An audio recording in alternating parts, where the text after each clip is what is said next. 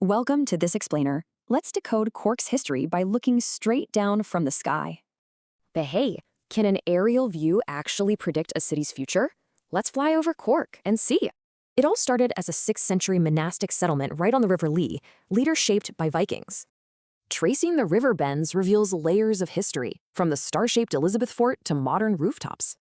Those amazing Gothic spires of St. Finbarr's Cathedral from 1735 soar right above lush gardens. Moving upriver, University College Cork shows off the stunning geometric beauty of its 1849 early Gothic quadrangle.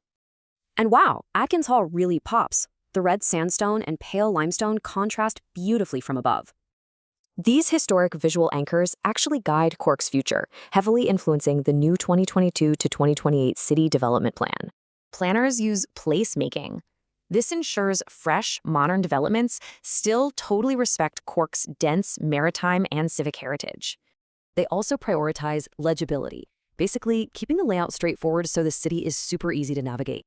Comparing aerial boundaries defines accessible block layouts, literally forming the blueprint for Cork City Park West. To protect those epic skyline and river views, Cork's evolving docklands use a strict tiered height strategy. So, height step up carefully, 4 to 6 stories near heritage sites, jumping to 10+ for landmarks.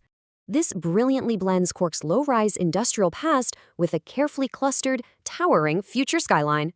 The plan mandates mixed uses and active waterfronts. This guarantees those geometric blocks foster vibrant street life.